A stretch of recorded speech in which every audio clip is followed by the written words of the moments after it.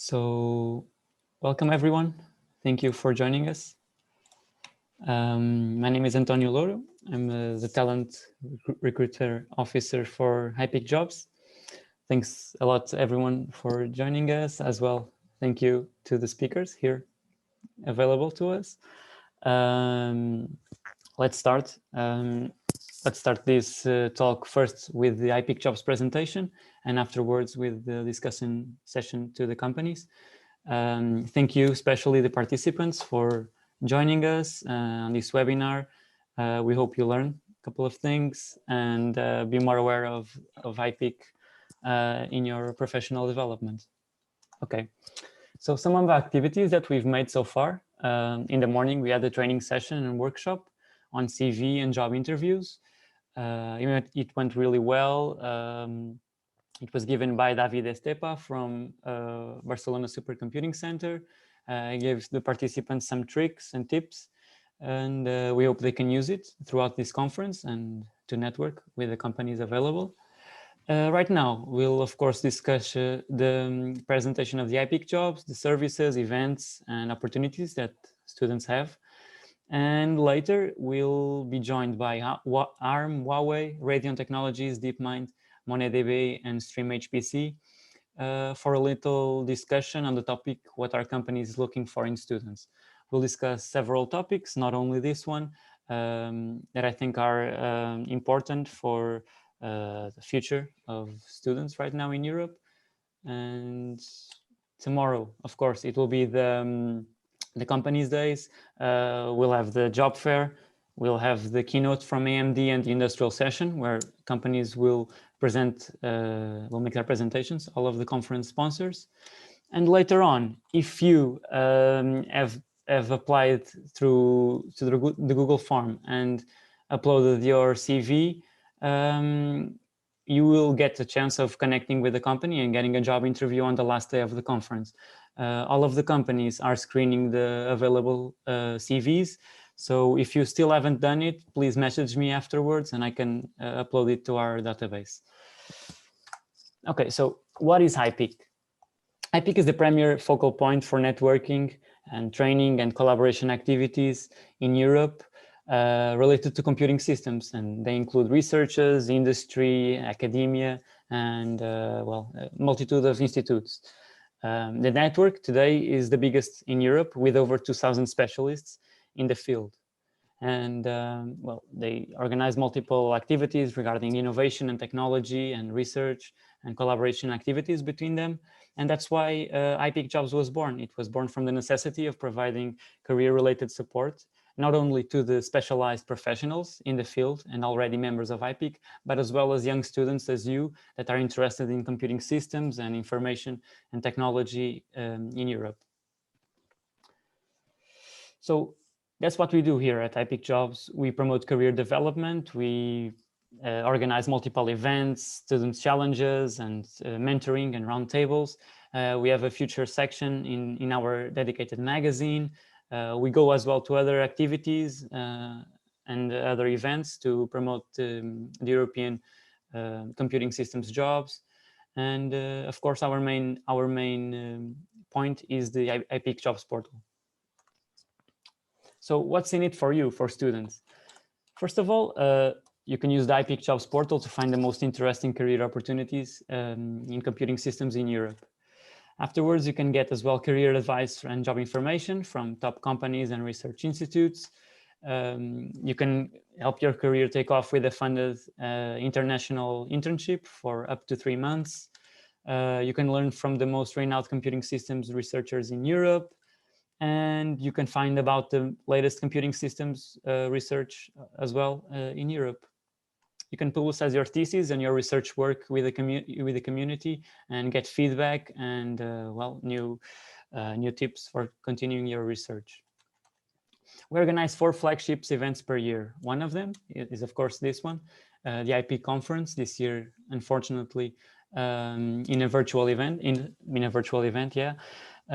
Because of the pandemic, 2 computing systems weeks in spring and autumn, where we organize the Inspiring Future sessions, where as well we invite some companies and we organize some discussion sessions as well for students to promote career development. And of course, lastly, the ACACES summer school, where this event is almost 2 weeks dedicated only for students in computing systems, where they have a multitude of workshops, training sessions, and as well career support activities in the field. So please follow us and stay tuned for the upcoming events. We are preparing and organizing right now the Spring Computing Systems Week, and it will have a different format from previous years as well. We have to adapt to the new normality. So please stay tuned and for more information in the future. About the HiPEAC internships.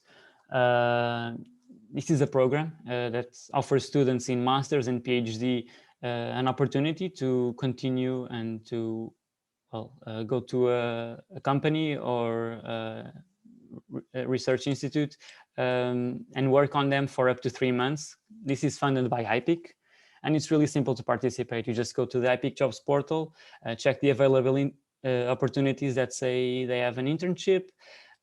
Just follow the instructions provided by the companies, apply. Don't forget your CV as well. You have to have an HiPEAC profile page, and afterwards, after being selected, you just have to inform us and tell us what are you going to do, what are your planned outcomes, and we'll be able to fund your stay for up to 3 months. And for companies, it's really easy as well. They just have to upload the internship all year round.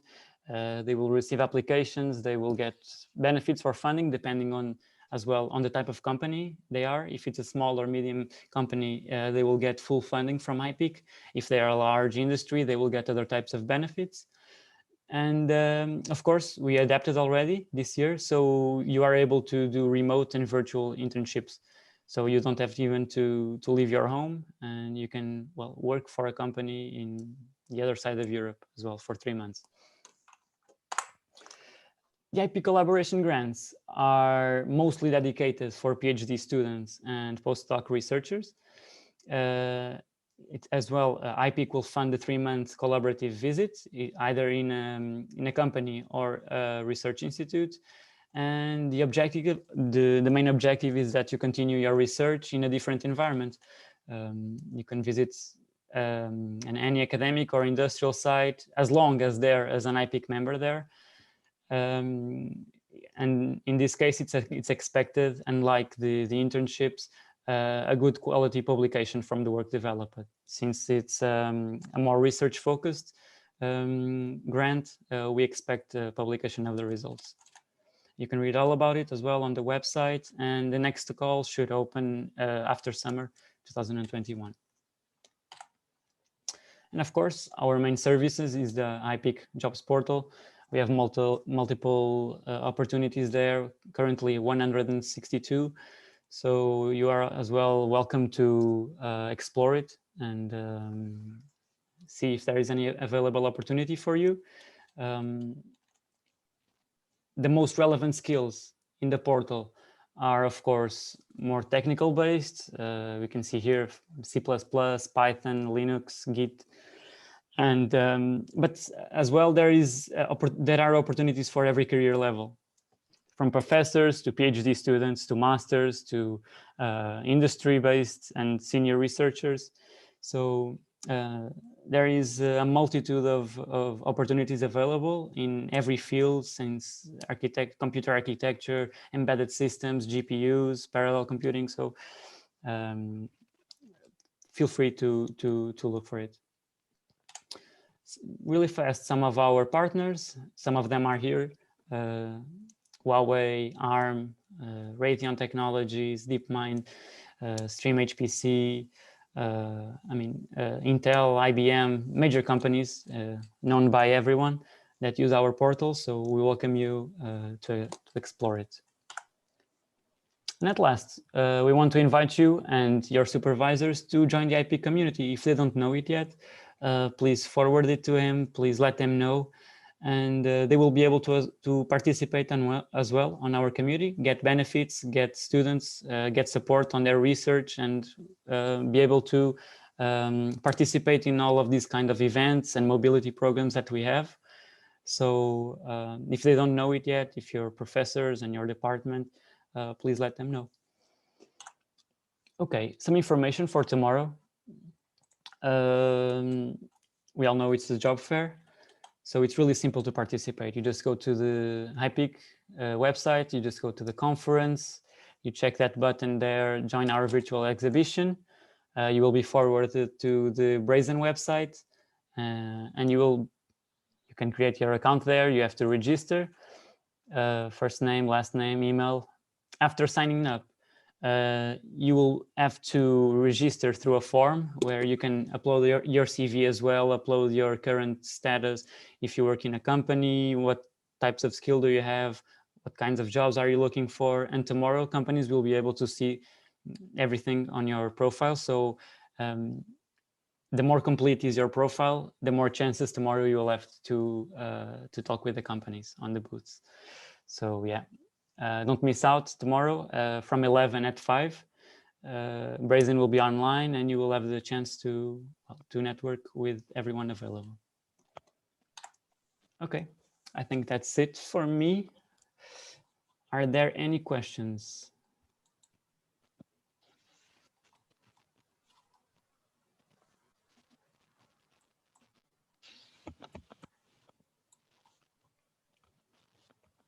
Okay.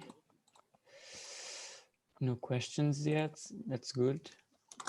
And so we can pass it on. We can continue. Okay. If you have any questions, just put them, and in the end, we'll go through them and help you. Okay. So this brings us to what our company is looking for in students. It's a topic that is proposed by us to our partners, and we believe it's an interesting topic right now for students that currently are living in a strange situation, not only due to the pandemic, but well, remote working and everything. Okay. To interact with us during the discussion, you can go to the Q&A Zoom option. Specific questions will be answered by the speakers. And after we go through the proposed topics, they will be able to discuss and answer directly to you. So I would ask right now for the speakers to introduce themselves. You can go through order. Katie? Hello, yes, I'll put my camera on for this bit, but I've got very bad reception today where I am, so I'm trying to keep it off, so hopefully you can hear me all. Welcome everybody, and really excited to speak to you all here or hopefully at our booth. So yeah, my name is Katie Daines, and I lead the early careers here at ARM. And what we mean by that is everything from your kind of work experience through to your apprenticeships, internships, something new that we've launched this year, which is a part-time undergraduate position, our research internships and graduate positions. We are global, so you know, got lots and lots of opportunities across all of our different sites. But yeah, look forward to speaking to you all at some point. Thank you, Katie. Thanks a lot. Okay, John from DeepMind. Hi there. Hi, everyone. Thanks so much for having me today. I'm really, really pleased to be talking here. My name is Jonathan. I lead the engineering hiring at DeepMind. So I tend to focus on areas that include software engineering and research engineering at DeepMind. And that's across all of our locations. And I work on supporting our internships as well. Predominantly, we're looking for full-time people at this point, and I'd urge anybody that wants a little bit more information about us, about our work and our open roles, to come over to the booth and discuss with us tomorrow. I'm looking forward to it. Thank you, John. Marina and Vanessa. Hello, I'm Marina. I am the HR director here in Huawei Zurich Research Center. Thank you for having us today. in this moment, we are recruiting globally all the PhD and doctoral students for different labs. And Vanessa, we can explain you more because she's our senior researcher, recruitment for researchers. So that I leave you, Vanessa, talk a little bit. Yes, of course. So my name is Vanessa Sanchez. I'm a senior recruiter with Huawei, and my role really focus on finding top talent for our research center specifically in Zurich. Typically we have a really wide range of positions available. We have internship opportunities, fresh grads, but also confirmed professionals. What we do in the research center is really fundamental research. So we have different labs focusing on very specific areas of technology and really focusing on fundamental research. So typically a researcher at Huawei is highly qualified. Our researchers typically have at least a PhD. We do research about a really, really wide range of areas. We are much more than a telecom company at the moment. I mean, our key labs is related to computer vision and also computing architecture.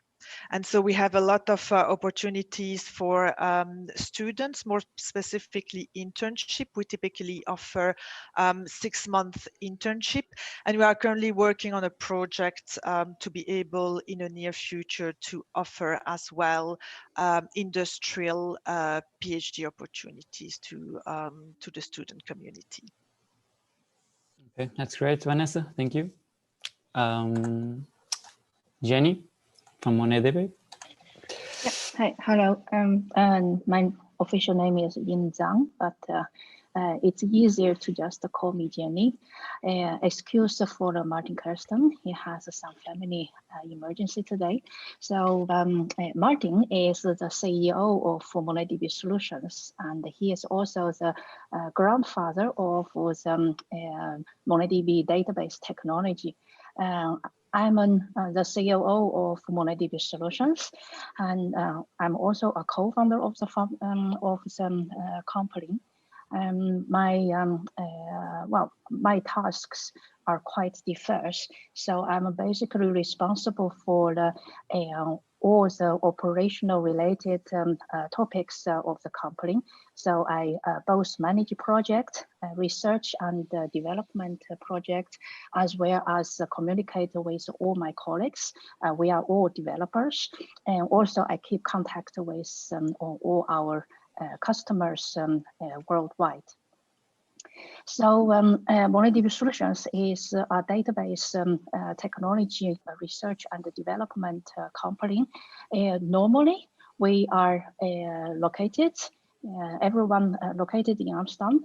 Everyone works in the office of Amsterdam, but nowadays we are scattered. The developers are scattered over 3 different time zones in different European countries. Further, we have in HiPEAC, we have posted various jobs, both full-time or part-time or internship. We also often supervise a student to do their, for instance, to do their master graduation project. So our technical work is focused on the development of database kernel technology. And I emphasize development because it's quite different than the users of database. And that's actually exactly why we are very enthusiastic with to join the HiPEAC community, because the knowledge we need for the development of database systems is actually more towards the system level knowledge, and that's where we can find in the HiPEAC community. So And so information is uploaded to the HiPEAC job board, as well as in the booth. Tomorrow, during the industrial session, I will also talk a bit more about what is MongoDB, what does MongoDB solutions do, and what we are looking for. So we look forward to meet more students and more other companies, users, etc. Thank you. Okay, thank you, Jenny. Okay, Phil from Raytheon. Hey everyone, my name's Phil Harris. I'm very happy to be here today. Looking forward to a good discussion today and also on our booth tomorrow. I lead a research team around sort of networks and embedded systems within Raytheon Technologies. I'm based out of Cork in Ireland as part of the Collins Advanced Technology Centre. And essentially our role is to move research from universities and other research institutions to enable the next generation of aerospace systems. So the team here in Ireland is very heavily involved in both onboard and offboard computing topics for autonomy and urban air mobility type applications, increased perception systems for autonomous aircraft operations, and increasingly the next generation of data links, which incorporate a lot of embedded technologies as well, in terms of SATCOM, terrestrial links, air-to-ground links, this type of thing. And essentially we're looking for researchers at PhD or postdoc level that have a passion for aerospace technologies and want to bridge the gap between academia and industrial research so that we can feed those technologies out of the academic centers into our product development centers globally. Thank you. Okay, thanks, Phil. Unfortunately, Vincent, I don't see him here. I don't think he can make it, but anyway, I think we can start the discussion. Okay, so the first topic I propose as well, and to answer the main question, what are companies looking for in students, is what kind of differentiating factors are in student applications. Does anyone wish to start? I'm happy to sort of put a little bit on this. Okay, Katie. Yeah, thank you. So yeah, absolutely. Let me just put my video back on. Hopefully you can hear me and I'm not buffering too much. So the one thing that we really look towards when having a look through sort of our applicants is the cover letter. So that's a real opportunity for you to then sell yourself. So it's a real opportunity for you to sort of tell us a little bit more about you that maybe is extra or additional to your university studies. So whether that be an internship that you've already completed, whether that be that you've got your own blog, you've created something at any sort of age outside of your university degree. So it's a real opportunity to kind of do that sort of sell on yourself and make you stand out against other people that have applied. A lot of people now are on places like GitHub. So if you've got a link to that with any further information, we always find that really, really sort of beneficial as well. So it's just really sort of thinking about why you want to work for that company. So we've had so many people that have sent us something that says the reason I want to apply for Amazon, so making sure that you've said the right company. But also why what would be your interest, or any of the other wonderful companies that are on the line here as well today. What is it about that company and this specific role that you're interested in? Every single one of us is really passionate, and everyone that you'll meet from ARM and all the other companies here, I'm sure, are really passionate about what we do in the company we are. So that's like we really look for. So just make sure you have a think about why you've applied for that role and that company. Okay, thank you, Katie. Does anyone else wants to give their opinion? I think the most important for us, for Huawei Technologies, for the young applicants, in terms of the differentiating factors, is the capacity to believe and to make any impact in the industry.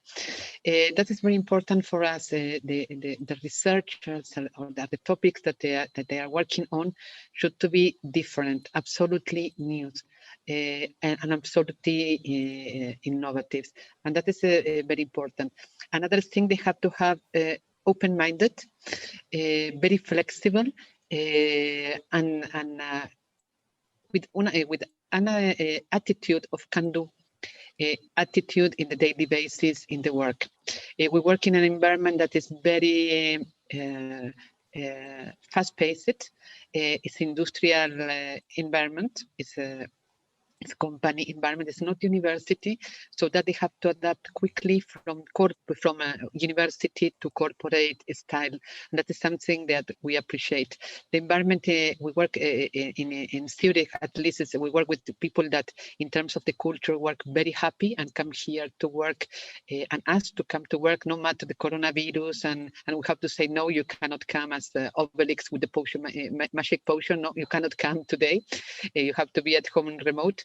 But the environment is quite good, but we need people that can believe that the research can be something innovative in the industry. It's not just a normal research that another university come back again and to say, no, that is not work, or yes, it is at work, or this is amazing. And that is very important for us. The mindset of the people is very different in the young applicants. Yeah. For me, to be honest, I think that, and Phil, Katie, and Marina have touched on that. Motivation is really, really important. So as Katie said, I think it's really important to have to take time to really do a strong cover letter, really tailored to the role, and highlighting your motivation. It's extremely important. And then as a recruiter, what you want also to see in candidates is, of course, the passion for technology, and really the willingness to contribute to the success of the company, and make an impact. That's really important. Typically, our interns are under the direct supervision of senior researchers who work with really top university professors. So it's an internship at YWAY. It's an amazing experience where you can learn a lot, but you also have to really get 100% involved in that experience. So what we really are seeking in candidates for internship is really want to see motivation, passion, and a strong appetite to really make a difference and make an impact. Mm-hmm. And, well, but that makes me wonder, for example, in a company like DeepMind that was bought by Google a couple of years ago, how does one not show motivation to work in a Google company and to work in an environment like that one? Yeah, it's a good question. I'd start by echoing Katie's point and Vanessa's about the cover letter. I think showing something that a lot of people forget to do is show that you've read up about the company and that you can relate to what you want to do, to what their mission is, or what their statement is, or what they're developing. I think that's really, really important. And it doesn't need to be a huge essay. It just needs to be a really concise and succinct point as to why it is that company resonates with you. And even pull out a few projects or things that you've read about that company on their website or through other articles is a big plus as well. I would also say an ability or a want, to kind of make impacts. If you can show in your CV or show something in the work that you've done or the projects that you've delivered that they're as impactful as possible, and also that you're trying to link those to what potential impacts they could be. Another thing I would add is dealing with ambiguity, which is quite a hard thing to show on paper.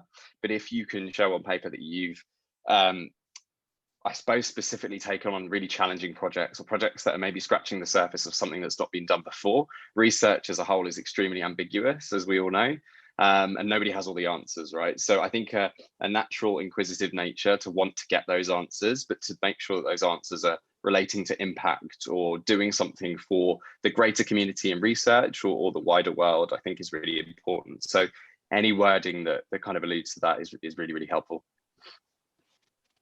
Okay, thank you. Thanks a lot.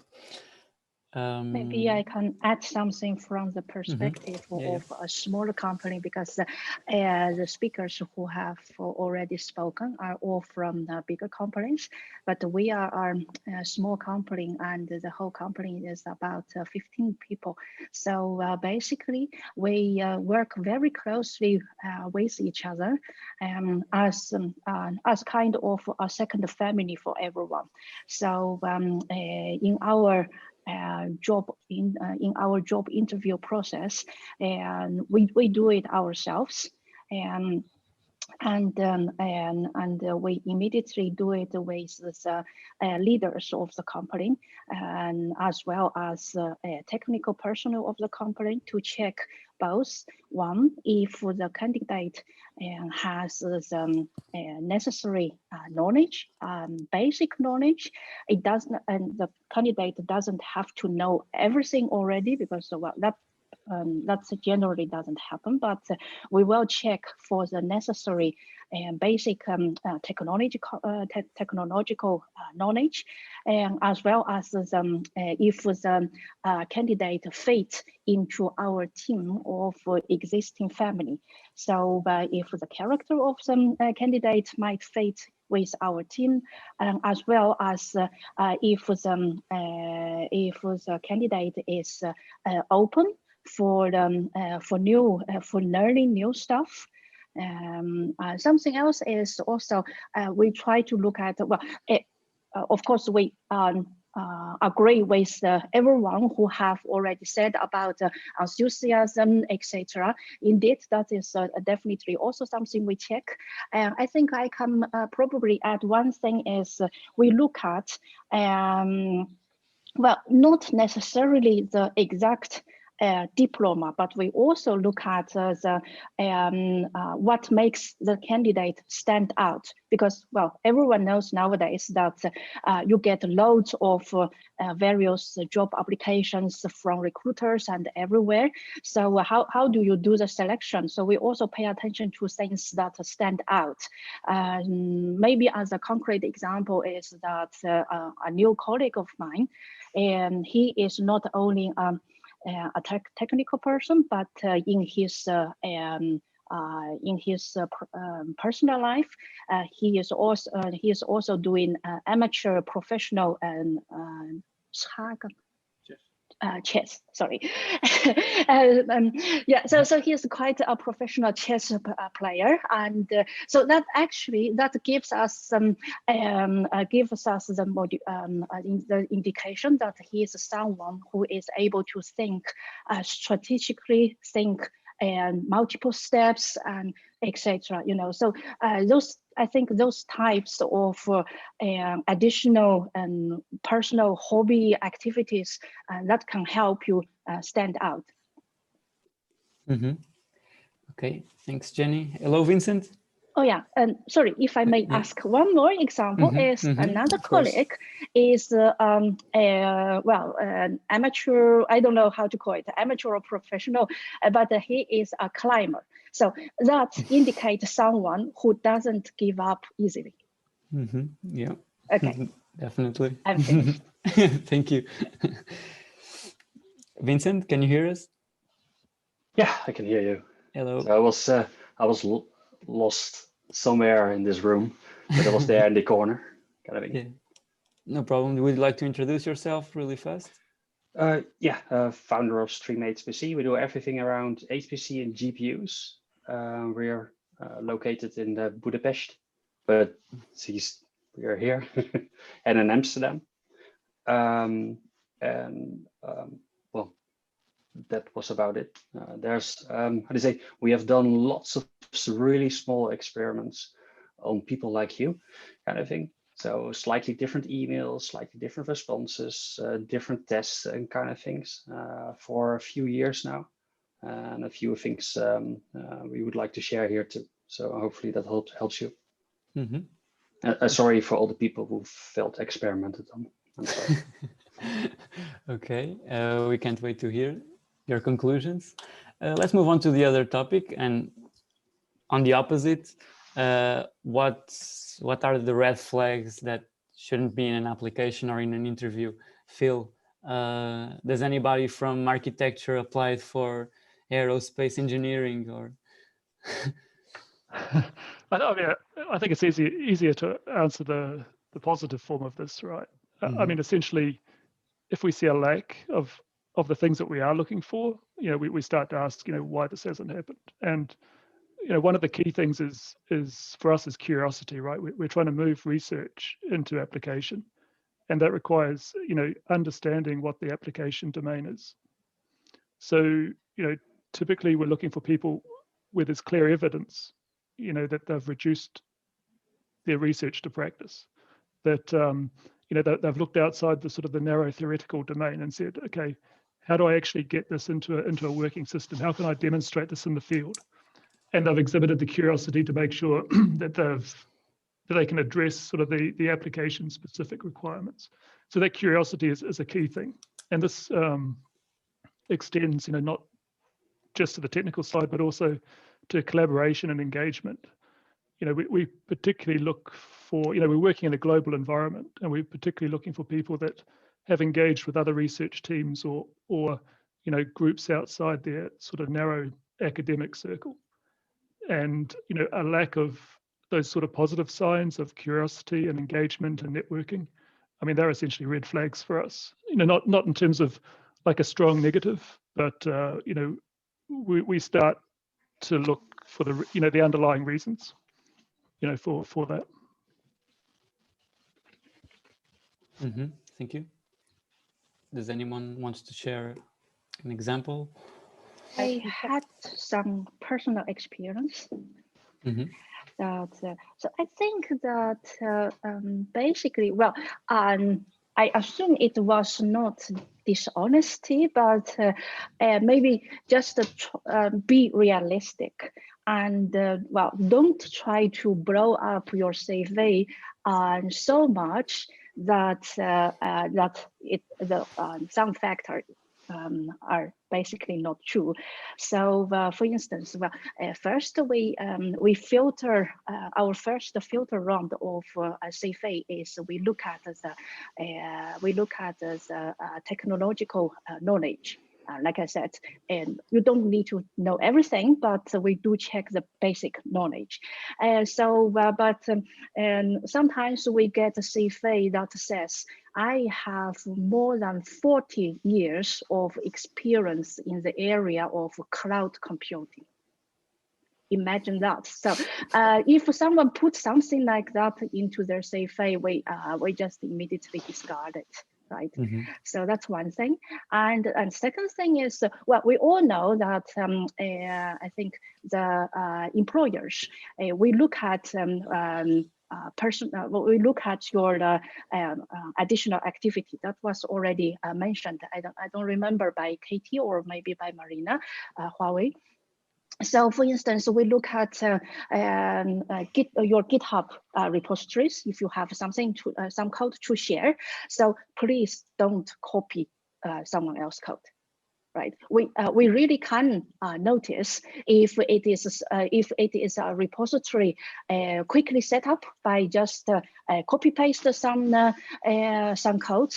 Whatever those code does, doing that to build up your repository, or is really a kind of a hobby-ish repository that is seriously built over time. We would definitely prefer something that, even if it's just a small, but don't ever try to copy paste the code. Thank you. Katie, you were about to say something, I think. I was just going to say sort of the obvious one. So with interviews, I'd say always try and think of insightful questions. So this is going to really showcase that you're interested in that company and sort of ask about the projects that people are working on, what it's like to work there. Some bad habits that we've had as sort of asking how many sick days you get, sort of going, well, why would I want this job? It's that kind of real insightful questions at the interview. And as I said before, the cover letter, make sure that you've addressed the right company. There is nothing more bad, and we've had quite a few examples of this, and I can understand because people are applying for multiple jobs, but that it doesn't have the title of your company. on the cover letter. That's just going to straight away make you look like you're not really interested in that company. And then just some basic bits, like make sure that before, it's not really a red flag, but find out what the dress code is for the company, so that if you're turning up for an interview, that you've dressed appropriately for the culture of that place. You know, and make sure you're not late is another one. Or if you're going to be late, there are circumstances, trains, just make sure you give them a call. So they're the kind of real basic ones that we sort of say to make sure that you don't sort of break. Mm-hmm. Thank you. Yeah. I can maybe add something here. So if you sit on the other side of the table, so I've applied for lots of jobs and I'm on the other side of the table, that's different. And suddenly you understand that why all these questions, why you're not just immediately hired. And one of them is that statistically, 10% of the people who work in a company are not really a good match, kind of thing. And so they just leave or that kind of things, but it's really difficult to get this 10% down. And that's why so much effort is being put in that. And that's why the sort of like, and that's the biggest red flag we have, kind of thing.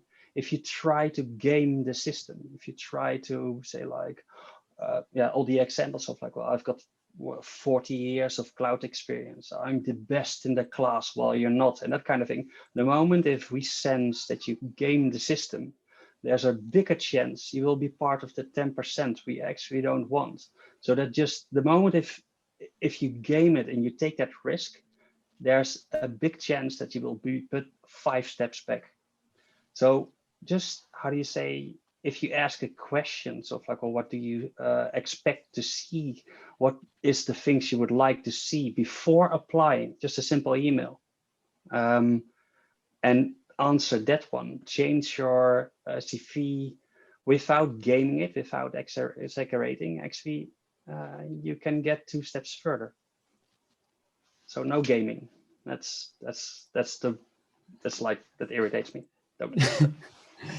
I would like to add that I think consistency and honesty is really really important. It's really, for me, an overinflated CV. It's a big red flag. So the CV has really to reflect the real experience and the real achievement, and the candidate must really be comfortable to talk about what's on the CV and to give plenty of examples.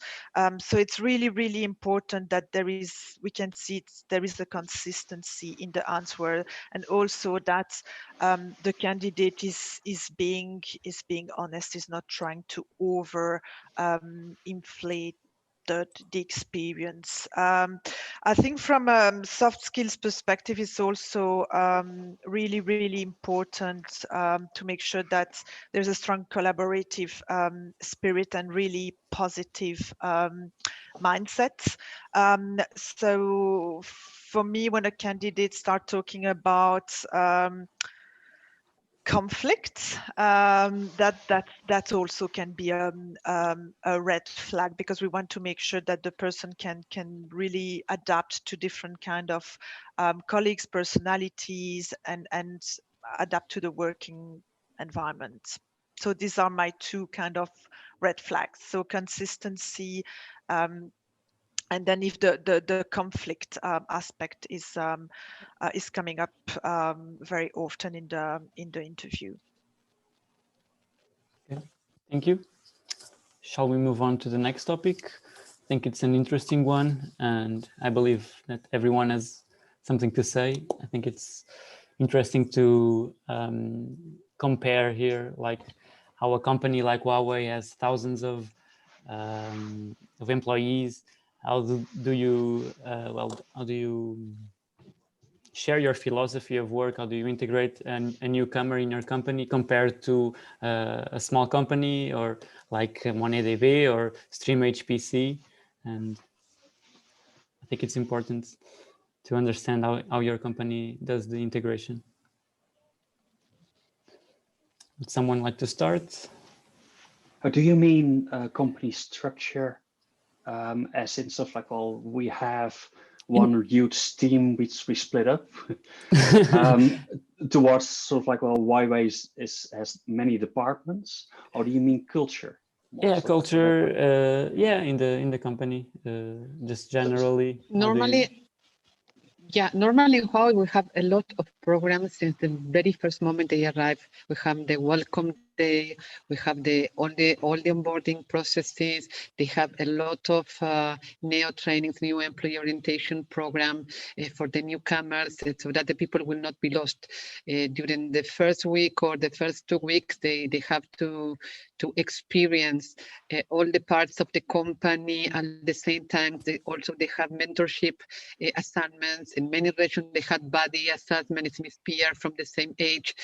We have a lot of things to do to make the integration smoothly. Something that we believe really in Huawei is to make the people to pass, for example, the young graduates or the university world to corporate way in a very smoothly way, because it's a cultural shock.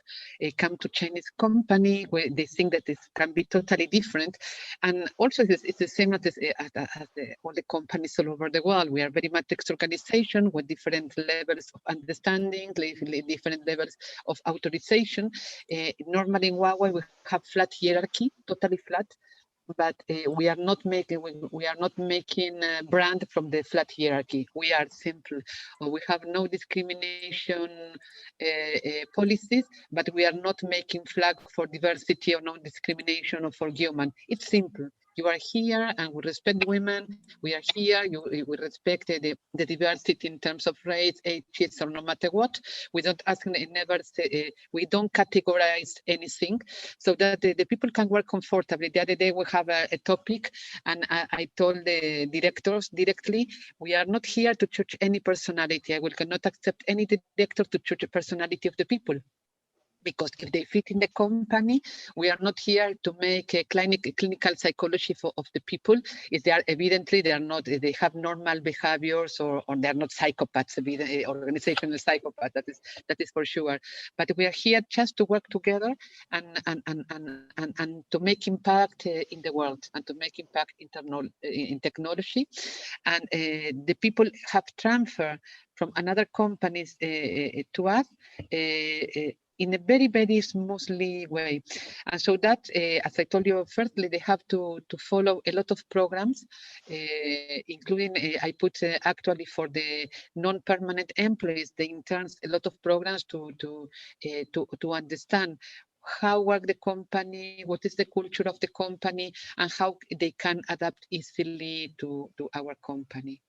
I don't know if Vanessa would like to add more.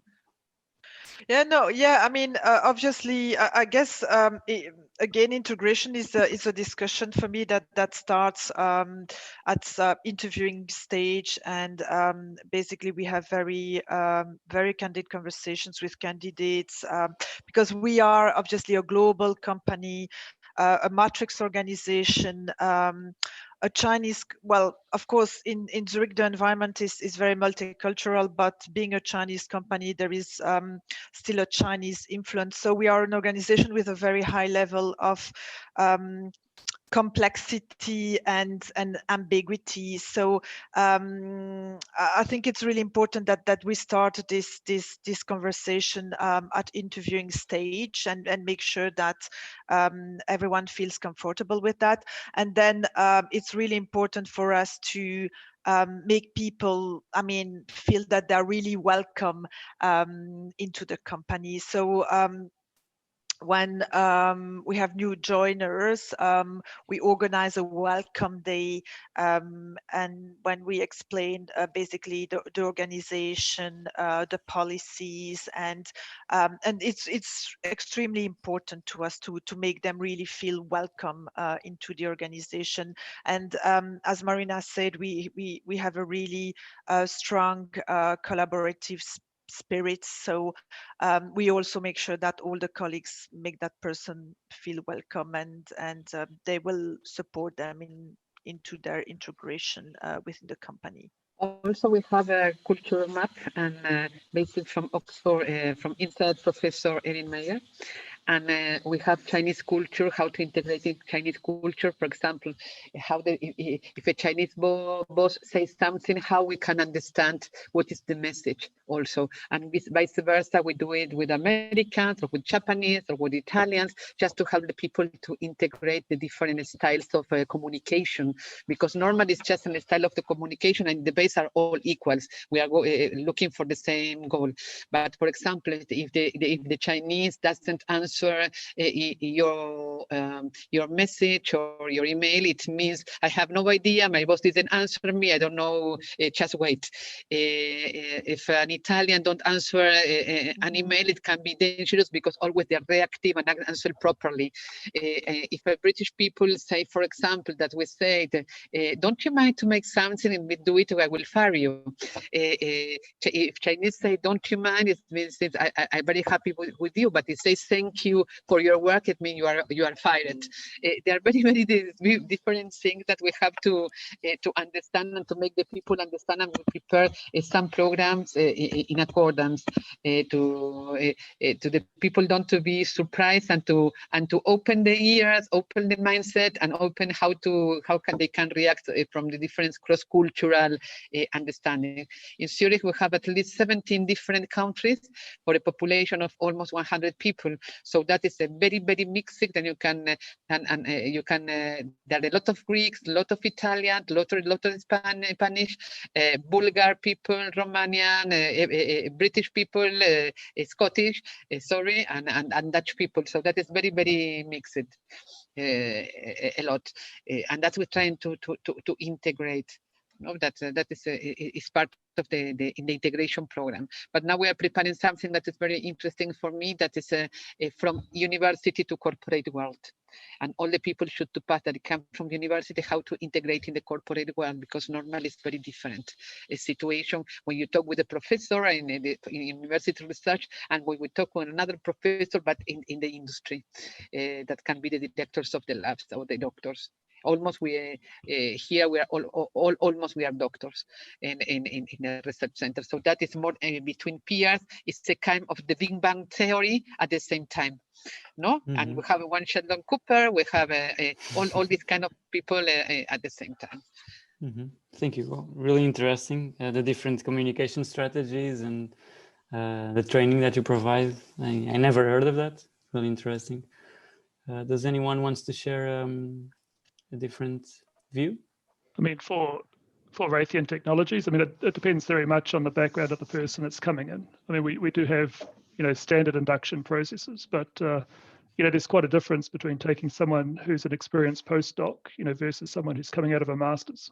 Mm-hmm. And we customize essentially the support structures we put around those people. We're heavily involved in European collaborative projects, as well as international collaborations with our different business unit sites.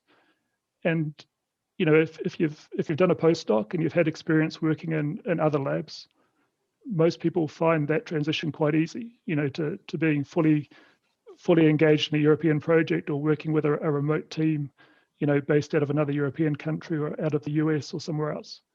At the other end, for the let's say master's level or people fresh out of a PhD, then we tend to partner them up with a more experienced researcher and essentially coach them one-on-one. Mm-hmm. We're in a very focused technical subject area, and a lot of the domain, the application constraints, aren't taught in the university system. So, we rely very much on that one-to-one coaching to, help the people that are coming into the company understand the technical constraints around, getting that research out into product. Mm-hmm. John, would you like to add something? Yeah, I think it's super important to set expectations of what expected from your new joiners. So as a lot of the speakers have already pointed out, that when you're taking that leap from academia into the commercial world or into a company, it's so different. And something we do at DeepMind is make our new joiners from those backgrounds quite aware that we're not expecting them to hit the ground running in the first few weeks and to get everything straight away. And we actually have kind of a ramp up time of a good few months to allow people to embed into the culture, meet as many people as possible. Obviously, COVID has brought its challenges with remote working, and we've tried to make people feel included as kind of quickly as possible. But it is a big leap. And I think another important thing is kind of getting people on a learning program, both one-to-one mentorship, but also whether it be things like the tech stack or the architecture that we use. They may not have used that previously. It's something they need time to ramp up on, and it's something they'll probably need teaching and mentorship on as well. But ensuring that those new joiners are told that we're not expecting you to release something incredible in the next 3 weeks or something. You know, you've got that time to get used to the company, get used to the culture, the ways of working, and I think that's really, really important. Definitely. Yeah, and the only thing I mean, everyone, very, very true with us as well. I think the only other thing that I'd like to add is we have quite a large class of, as we call them, so the class of 2021 will be quite a large group of sort of students, so anything up to sort of 120 people. So we try and create this kind of cohort feel. So there's activities outside of work that we do. So, you know, even virtually last year we did things like hackathons, talks throughout the business, but it creates that kind of nicer feeling that there are lots of people in the same boat. You have Slack channels, Facebook channels before they start. So it's just to kind of try and get them to create this feel of if they have got questions, there's probably someone else that's got that same question. So it's trying to integrate that piece as well. Want to add one thing here, stuff like I think for us, for a small company like DeepMind, stuff like that really looks alike kind of thing. There are so many different types of people. So it needs to have different types of onboarding. And the strange thing is, I think only 5% of the applicants who go to the second half, where the second half of the application process, ask how is the onboarding process. Only 5%. And I would just suggest that everybody would ask that, because that's the most interesting discussion, when you really get a feeling of if there's a real fit. So all of you ask that question in the second half, not in the beginning. Thank you, Vincent. And actually that brings us to the next topic, which John as well mentioned, which are the expectations versus delivery in a professional environment. And I think this is a really good question, particularly for people without professional experience, that are going now to their first job or first opportunity. And I know some people that were aces in research and had scholarships, and when they moved to industry, they couldn't cope with the tighter deadlines, with the working environment. Do you have any comments on this? And any tips for people looking for jobs right now? I would definitely say network. So the one thing that I find at ARM that has helped me and has helped many of our students is having a network of people. Always asking for help is probably one of the hardest things. Everyone appears very busy, but you know, that's what your buddy, I heard people mention buddies, we do something quite similar, your line managers, you know, always reaching out and asking for that help on how to do something. Somebody in that company will know the answer. And sometimes having a network of people that work there, and whether that's from, you know, you attend donut sessions, brown bags, you know, whatever the company is doing, trying to find out and meet a lot of people. This is once you're in the company, and normally you will be able to reach out and ask that person, they'll have the answer for you, rather than you spending 3 hours trying to find it. So it's hard. Our interns last year struggled a little bit, being from a virtual perspective. You're not sitting around a table with lots of other people, but I'm sure in every company very similar to ours, there's Slack channels, you know, there's lunch and learn seminars. It's sort of reaching out, finding out who that person is, and normally someone will know the question or what you're trying to do a lot easier. So just asking for help is another thing. Mm-hmm. Yeah, I'd agree with Katie's comments there. I mean, asking for help I mean, we're in a large company as well. It's like 200,000 people globally. There's often someone in the company that knows the answer to the question that you're asking. And the challenge is finding that person. But even within that, in the research environment, it's quite easy to build up specialized knowledge that's unique, even within a company of that size. And then it's how do you disseminate that information out? How do you make people aware that you have the information that can help them with their jobs? So that networking piece is very important, that reaching out to find out what is the existing knowledge in the company, because not everything is always written down. And I think that the final thing from my side would be, to always assume that everyone is operating with positive intent. People generally operate positively.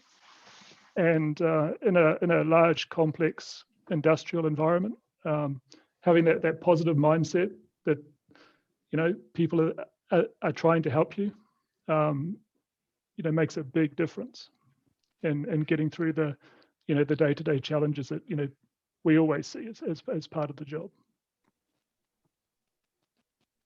Mm-hmm. I would add some advice for everyone listening who's either planning on interviewing or interviewing with companies currently, to make sure during that interview process they ask like what the challenges have been for that company during COVID and what changes have made, and try and get a bit more information, because you'd expect that then whoever you're interviewing with, the interviewer would be honest and would be able to tell you what have those impacts been, like what's the reality of it all, and how has that changed expectations of people in their roles. And I think it's fair for companies to also kind of identify that and tell people that it's okay that you can't operate at 110% all of the time in these conditions, and I would really urge candidates to ask those questions in that interview process, because it will help you to align what your expectations are. What are you looking for in a role, and how can you realistically set how time you can work versus how much time you need to go for a walk because you're going crazy stuck in your room during COVID, or things along those lines. So I think that's very important to ask as well. Mm-hmm, definitely. I think maybe I can also add a little bit.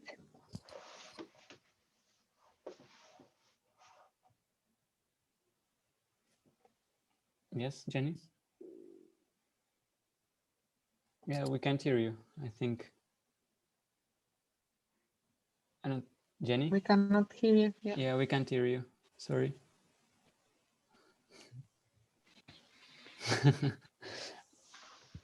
The AirPods ran out of battery. No, she's on mute. Yeah.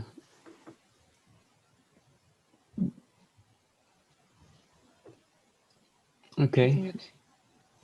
Yeah, but I think this is an interesting topic because, well, I'm sure it happened probably to some of you that you had high expectations of a candidate that applied for a position and he just couldn't deliver. And that's why we were thinking of tips and how to address that issue, how to prepare people to maybe get more well prepared for the role they are taking. Jenny?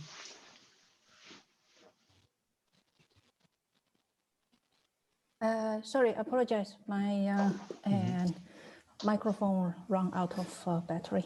And so are we still talking about these topics? I think what I would like to add about, from the candidate, especially new colleagues, and especially in this Corona situation, I think that it's quite important for the new colleagues to be proactive, to be communicative. So normally we already highly appreciate that a new candidate would be more proactive, to ask questions, to don't sit in the corner and be completely quiet, right? So So that's especially important during this whole corona and working at home situation.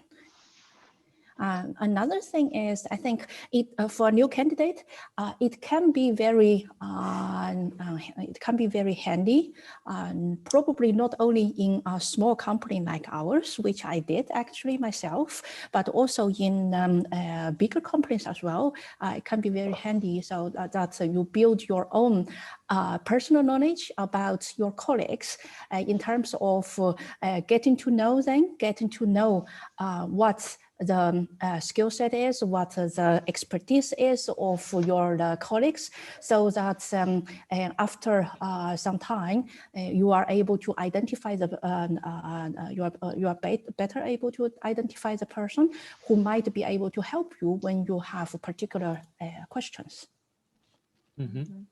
Yeah. Definitely. And for me, I think also that it's really important to as a company to set up people for success for the beginning, and to really set up expectations very clearly, set up extremely clear objectives, take time to explain these objectives, have proper KPIs in place, and also have a very regular review of the performance, and really give feedback to people. So that's really extremely important to make sure that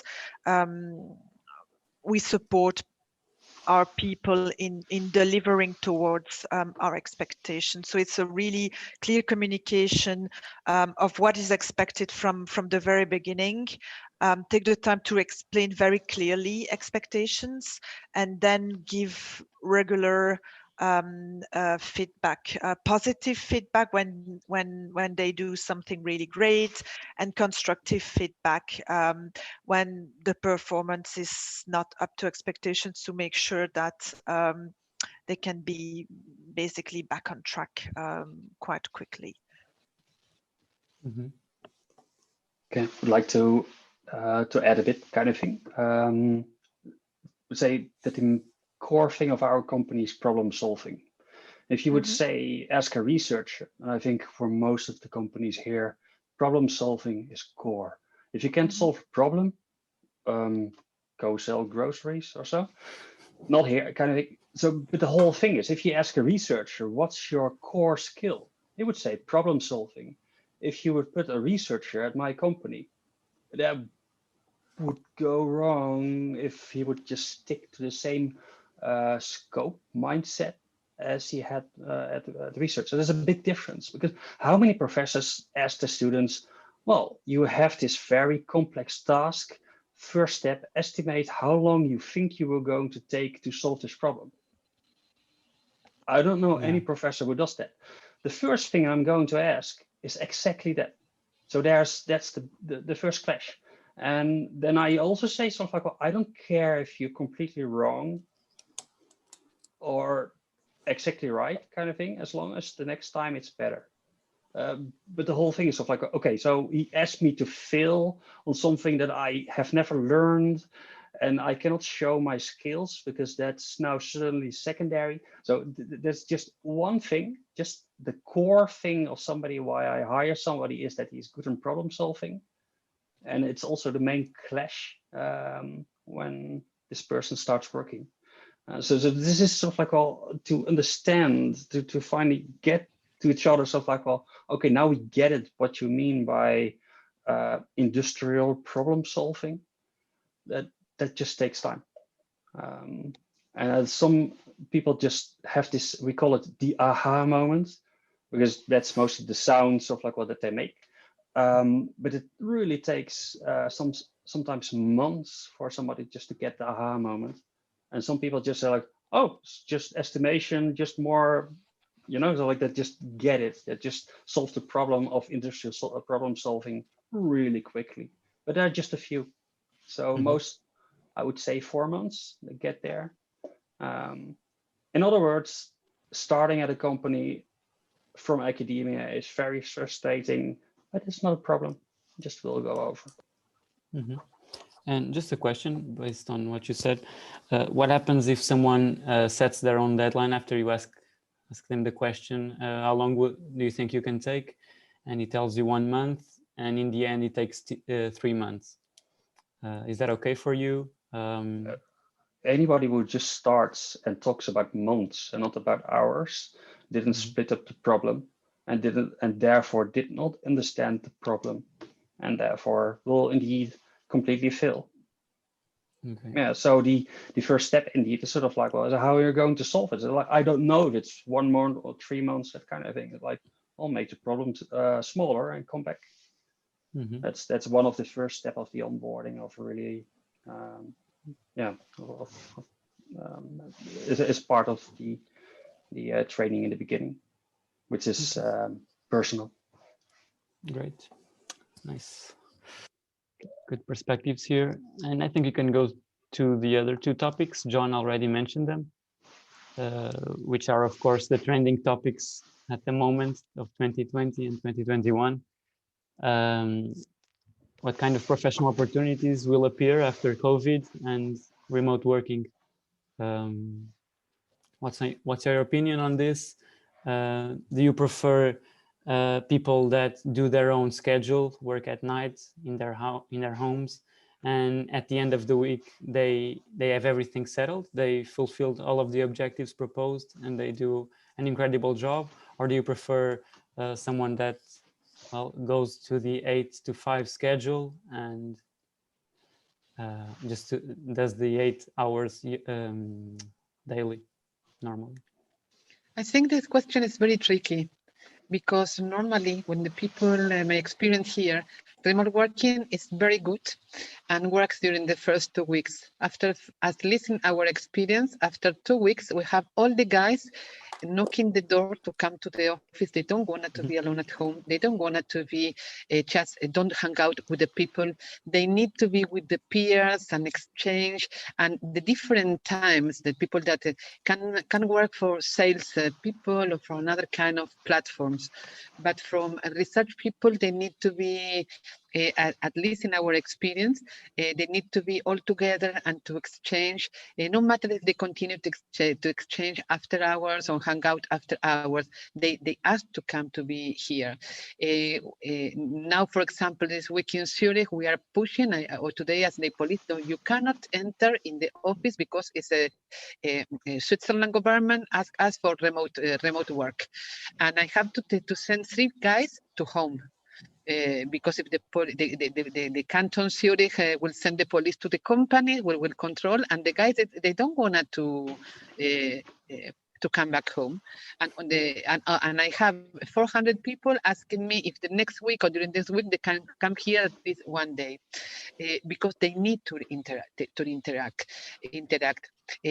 Despite of this, when I was in London last year, I have a team that I never seen the faces, because always for the commute time, they work at home, and they were very effective many times, but they are not a team building, they are not a spirit of team. So that all depend of the culture, of the people, of the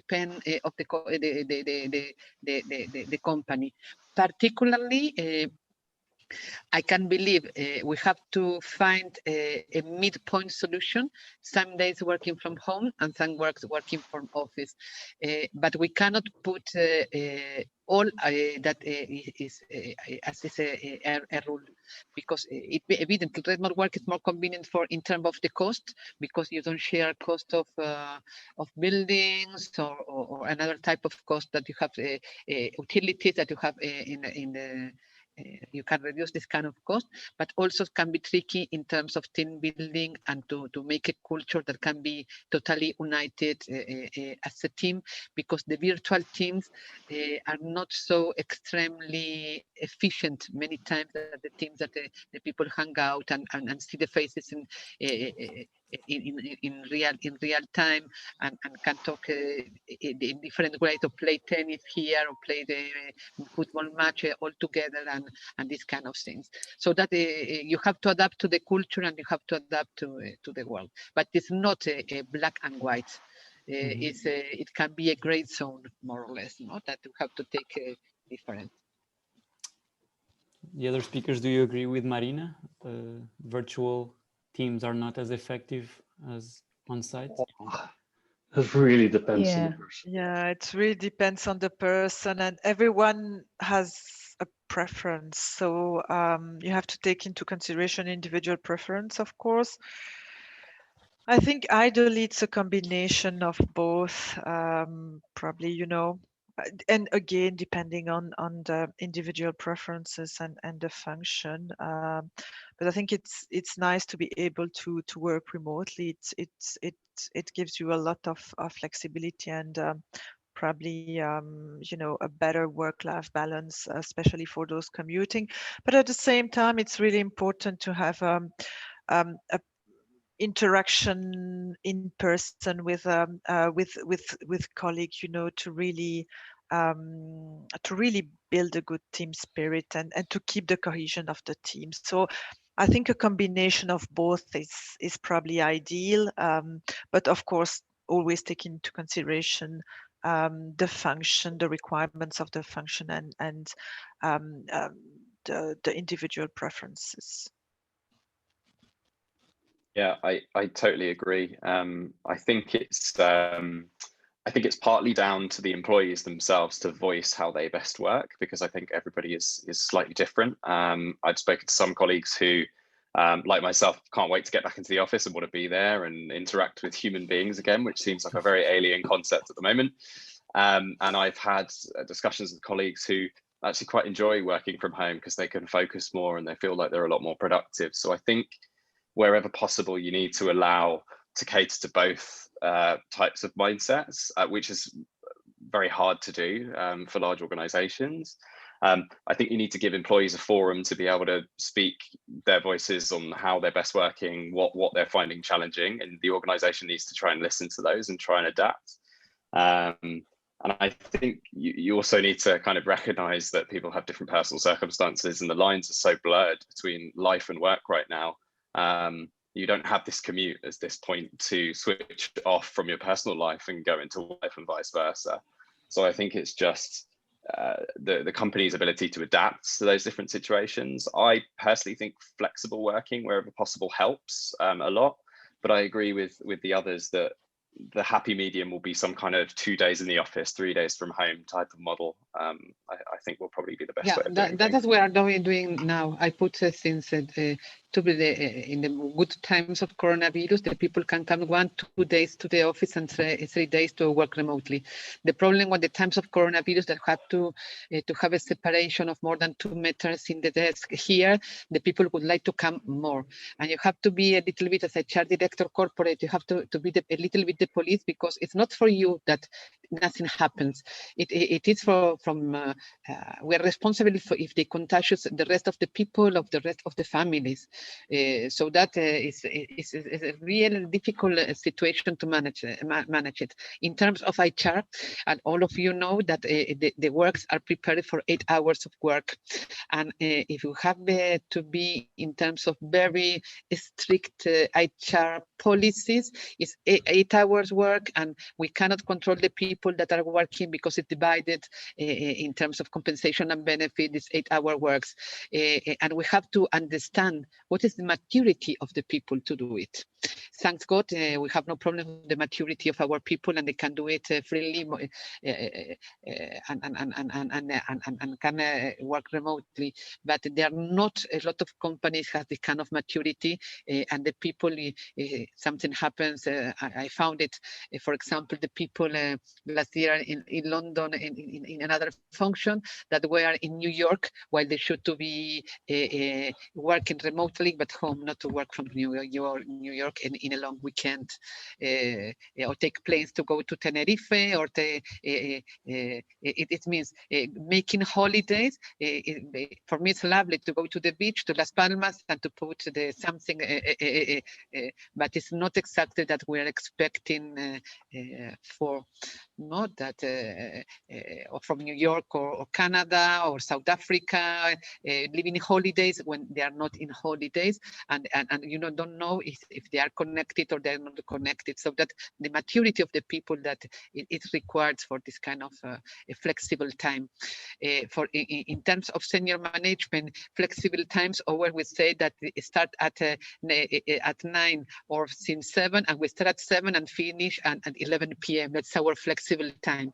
In all the companies all over the world, but flexible time it means to balance life also, and that is very important. I tell to the people, it's more honest to tell tomorrow morning I cannot come because I go to the doctor, I need to be with my colleague, that to cheat. Don't cheat. We are very open to say yes, do it. You understand? But the problem is when the people start to be in this limit of the behaviors that are not exactly the better one. There are a lot of things that we have to understand to get this kind of maturity in the companies first. It's not so easy to understand remote working or not. Most of the people are very professional, and I do it very efficiently and properly, and that is not the point. But we have always a 5% of the people in the companies that we call a professional absenteeism. That's another thing that we have to measure, that use remote work to do a little bit, and they're very brilliant in 2 days, making the job of 1 month. No, but there are a lot of things in terms of corporate that we are trying to balance many times. It's not so simple question. For me, for the young people, remote working is fantastic, but for them, mostly not, because all they ask me to come, they don't want to be I expect interns and alone in a one room a studio all the day during this time. But each company is different, each environment is different, and you have to adapt all these policies or rules to the company. We cannot make a copy and paste, because each group of people can be different. No, that is something that my experience told me. So I think for us, I mean, it's a bit of a mixed bag, right? And I think that we've still got to see how it plays out in the long term. But you know, a lot of our work involves distributed teams, and you know, both into the US but also across Europe. And so in many respects, the project work continued without any interruption. It is much more challenging to guarantee the long-term cohesiveness of the local team, because they're not getting together to build those personal relationships that they should be. The other side of it is that, you know, legally we have a health and safety obligation to our employees, but certainly COVID has pushed us to go, you know, a long way beyond that, because a lot of our staff are working away from their home countries, you know, away from their families and their friends. And, you know, naturally they've been a lot, you know, very concerned about the health and safety of their relations. And so, you know, we've had to make extra effort to make sure we're being empathetic, and that we're, you know, supporting, you know, those people that are essentially isolated from their families. So in that respect, I think it's made us a much better organization. In terms of, you know, professionally, I would say that, you know, COVID has been a great leveler in the organization. It's made it much easier to get people involved in you know, internal conferences and events, you know, through seminars, through virtual conferences. So a lot of the staff are getting a lot more exposure to a much wider audience, you know, within the company than they would have in the past. And, you know, everyone from, you know, executives down to junior employees is in the same position. You know, they're all working from home, and you get to see how people, you get to see how they react in their home environment, right? And I think, you know, that's helped with flattening the hierarchy within the company, and giving a lot more people opportunities to be more visible and to get their ideas and their messages out to the wider company. So there's been, you know, positive sides as well as challenges. Mm-hmm. Thank you. Any other vision? Any other opinion? Okay. So Joaquin also asked a question Do you have any special requirements when searching for employees for remote first positions? I think it's a good question. Regarding that, most people watching will probably start their career in a remote position. Yeah, we test them really on planning. So like how well can they plan and the things I said before. Because the whole thing is that if you're sitting next to somebody and as sort of like, what should I do next? Each hour, it's irritating in the first place, but it doesn't matter. You actually can do it if you sit next to somebody, but remotely it's very difficult. It's should be on the guidance should be based on a daily basis, and not everybody is already fit for doing one-day tasks, sort of like, well, without much help, sort of like, well, that they're not stuck already after five minutes of guidance. So we mostly test them for that kind of thing. How well can they plan a whole day, and how well do they, as we mentioned before, sort of like, well, they raise their hands, sort of like, well, if they're really stuck, kind of thing. They say like, if they're stuck and sort of like, have this pride and stuff like, well, I have to prove myself and push them to themselves through.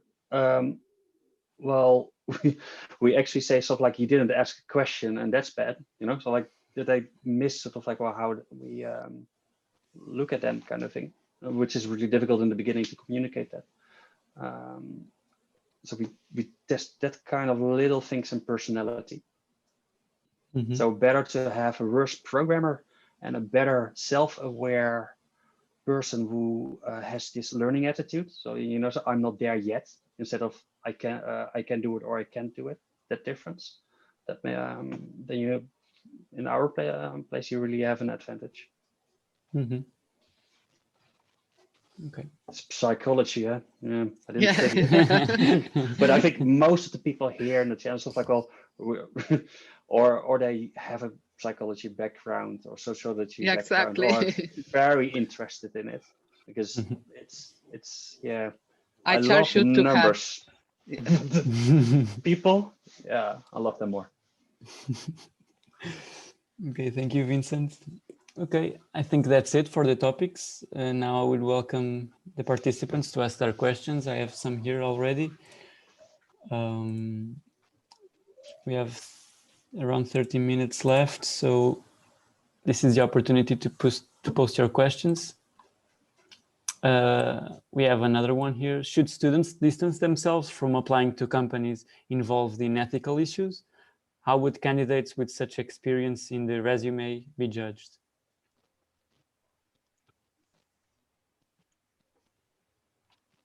I mean, I would always say with any sort of applying to any company that the culture piece is really important. So it's always worth thinking that don't find a company where you have to fit yourself for that company. Find a company that fits you. So it's that kind of piece of, you know, the culture is the culture. Every single company is very different, and even some sort of departments are. So find something that suits you, where you can, we have this thing where we call Be Your Brilliant Self, and it's all about sort of that you can come and be whoever you are and just being your brilliant self, that you will succeed at ARM. And that's kind of, our culture is very laid back. We're very open, for everyone has a voice. However, if you like to have lots of structure and a process for everything, ARM's culture is not really like that. And that's just because the sort of products that we're doing. So it's finding out about that culture. And if you're uncomfortable with anything about that culture, then you may have to change yourself to fit in with that culture, and never do that. That is the worst thing you could possibly do. So for me, I always say find a culture that suits you with the company. And if it's something ethically that you are not on board with, then I'd probably say you may struggle with that company. Mm-hmm. Yeah, I'd agree. 100% agree. Yeah. Mm-hmm. Yeah, I'd agree with Katie. I mean, ultimately, it's personal choice. You know, you have to be happy, you know, comfortable with the mission of the company, you know, to be part of that culture. If you're not a good fit, if you don't feel comfortable with the culture, with the mission, then you know, perhaps that company is not for you. But again, I mean, this is a good question to bring up, you know, during the during the interview process. You know, the interview process is as much about learning about the company as it is for the company to learn about the candidate. So ask those questions of the interviewers, and you know, get their view, because how they answer those questions is good evidence, you know, as to the maturity of that company, and whether they're, you know, they're happy to address those types of issues, you know, head on. Mm-hmm. Okay, great. Anything else? Do you have any more questions?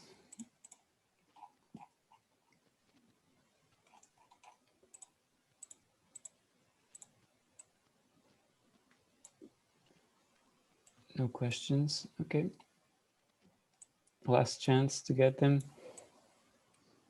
But just taking another topic, and I know most of you said it was a gray area and there's no right answer, but personally, what would you prefer in your team?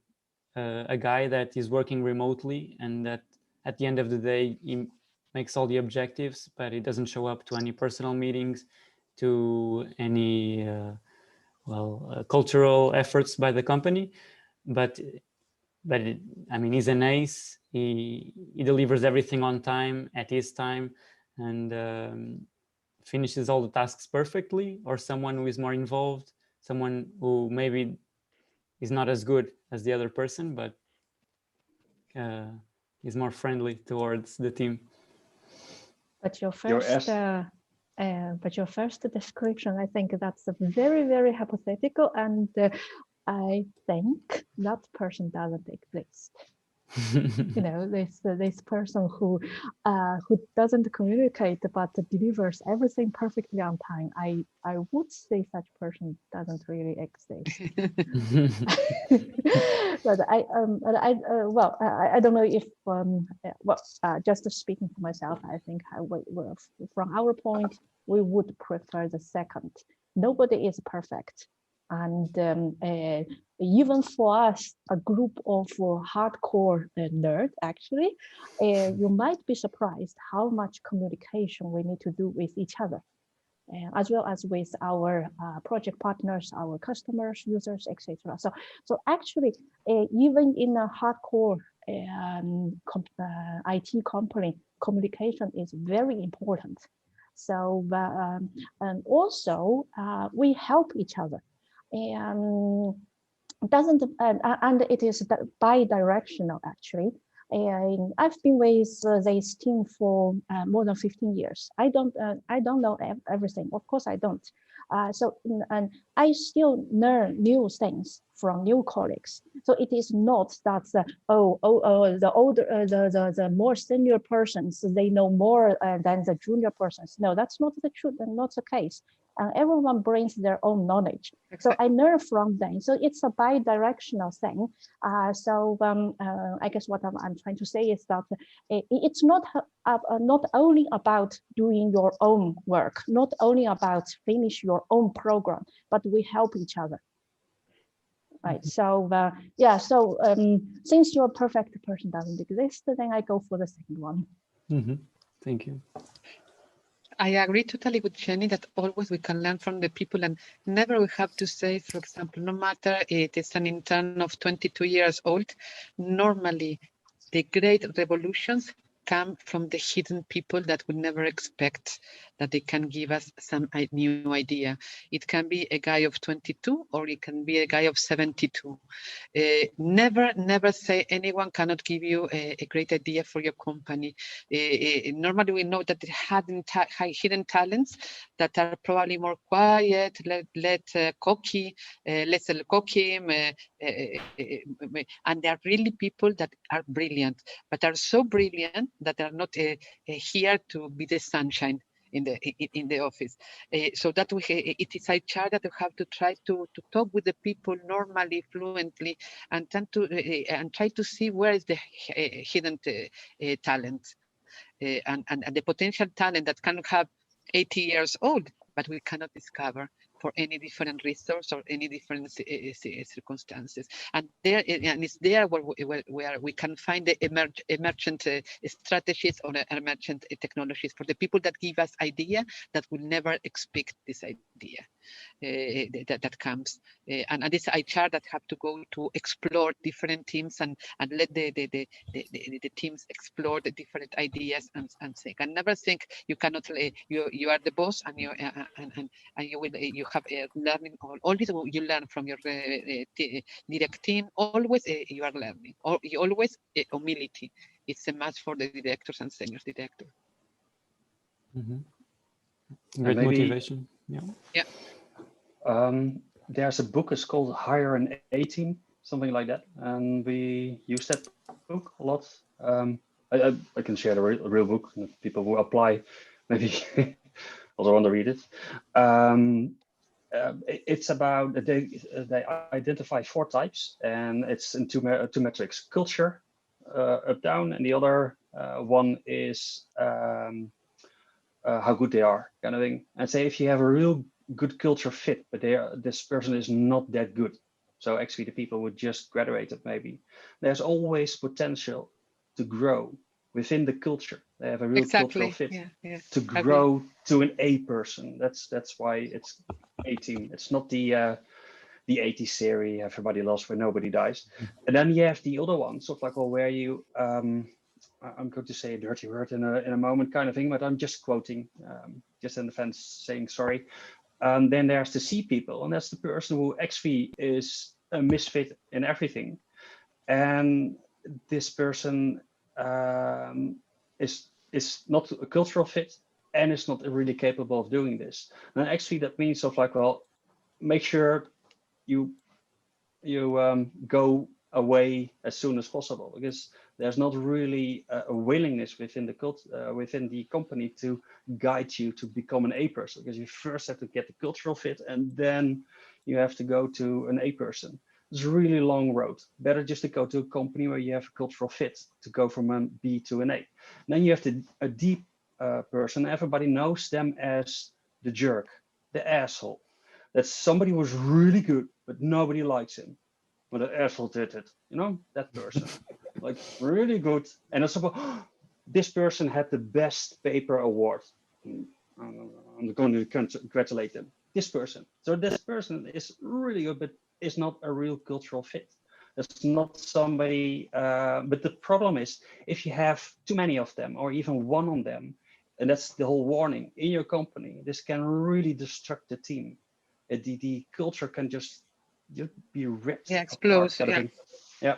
So it's a really important to they call it the fire first people, to be honest.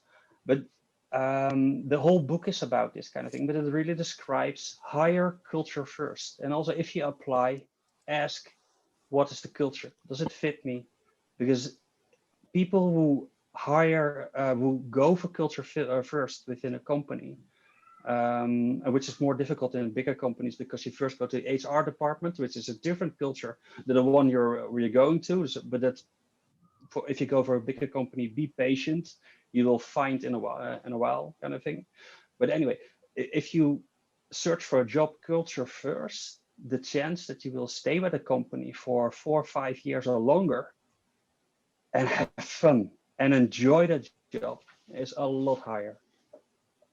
So that's why also, that's why you can also talk with everybody here, because it's really, you have been in a university for so long, you only know one culture, but as you notice here already, everybody has slightly different opinions, and the culture in every one of these companies is slightly different.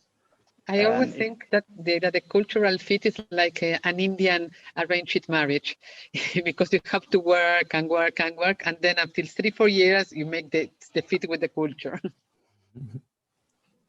I would throw a spanner in the works here and say of those 2 options, in an ideal world, you'd hire both, thinking holistically about a team. I think you hire a team, you don't hire an individual. And all of the best hiring leads that I've ever worked with think in that sense, like holistically, what is a gap in my team? What can I add to my team that is essentially going to bring something new? And that could be anything from a skill set or technical skill set to a mindset, or maybe they think completely differently to the rest of your team. But I found that a lot of the best moments and most high performing teams come from those where the perspectives are quite different and they actually challenge each other's ideas in a healthy way. So I do agree that it's you need to find a company that fits you well. I also think it's companies they should have the attitude that you should be adding to your culture as opposed to just carbon copying people that would be successful in your culture. And a lot of the best teams, the best performing teams, are diverse in their thinking, their backgrounds, their inputs, and I think that's super important to bear in mind as well. Mm-hmm. I think the recruitment is the most important part of the company. Without no people, we have nothing. It's the best asset for the organization, the people, so that all the recruiters have the mission and should to have the vision also to get the people that really not only fits in the culture, that can help to the company to grow up. Definitely. For me, the most important. I care a lot of my recruiters, because that is the probably can be very tough with another people, with the recruiters. They are the most sensitive part of the company. Mm-hmm. Okay. I think that was an excellent wrap up of our session, an excellent conclusion. Does anybody have any last thing to say? Last comment? No? I guess I would mainly say much success to the student, and hope that, well, be brave, go out there and look for a position that might fit you. Don't be afraid. Also, well, your first job is not your last. Try it out, and if it doesn't work, well, then you know what doesn't work. Next time, you can do it better. Exactly. Jump to the job, make mistakes, say that you want. Don't try to think what is correct or what is not correct. Be yourself. That is very important, because normally in the interview during 1 hour, we heard just 25 minutes with a very good level of attention, and the rest is in Spanish is flotante attention. No? So that is not we are not so focused. So but be yourself. The most important is to be yourself and say the truth and as you think, and not trying to please the recruiter in any time, because if not, all will be fake, because you and the start will be fake. And you get the job, because if you had the skills that we need, and you have a good or normal communication skills, we don't ask to be communicators or clear communicators. We are asking only just to show what can you do, and go move forward, and you will not fail for sure. But be yourself. Be yourself. Okay, that's perfect. Thank you for the words. Excellent wrap up, excellent conclusion. Marina, Vanessa, Phil, Jenny, Jonathan, Vincent, and Katie, thanks a lot. Excellent session. Excellent session. I think it was really interesting. Thank you very much. Thank you, Antonio. And thank you for having us, Antonio. There is no excuse for tomorrow, everyone watching, so you don't land a job. So yeah, everyone, tomorrow, don't forget, there is a job fair. You will be able to contact all of these companies and much more. You will be able as well to contact the HiPEAC Jobs booth and everything. Thank you really for being there and for developing yourself and for actively searching for knowledge and to, to be more prepared for your professional development. And yeah, thank you, everyone. See you tomorrow. Thank you. Thank you very much. Thank you. Bye. Very much, everyone. Bye. Thank you. Bye.